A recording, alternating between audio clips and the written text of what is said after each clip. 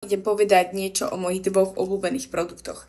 Jedni sú tieto bieliace pasky na zuby a tento fialový korektor. A druhým mojím obľúbeným je tento fialový korektor. Máte tam 14 pasikov, čiže na 14 použití aj na horný rad zubov a aj na spodný rad zubov. Teda neobsahujú peroxid, čo znamená, že to neničí vašu zubnú sklovinu. Je to šetrné k zubom. Viete si to aplikovať z pohodlia domova, aplikujete si to predtým, necháte si to pol hodinu účinkovať, dáte si to dole, potom si to normálne zmiete kefkou a ešte si teda na tú kefku dáte tento fialový korektor. Takto to teda robím ja. A teda tento fialový korektor nie je, že vám vybielite zuby, ale urobí to ten efekt belších zubov. Keďže vlastne je to fialová a keď sa zmieša fialová so žltou, vytvorí sa nám biela. A taký istý účinok to má vlastne na zuby. Keď si predstavíme, že blondíny si dávajú fialový šampón, aby stiahli tú žltú zo svojich vlasov, tak to isté robí aj tento korektor, ale teda so zubami. Viacej pásiky, ja keď používam, teraz ich nepoužívam, pretože mám ešte attachmenty na zuboch a ešte používam teda ten strojček, ale hneď ako mi dajú dole tie attachmenty, tak si ich bielim, akože ja mám biele tie zuby, lebo ja som sa naozaj o nich starala s týmito pásikmi. Ten, kto to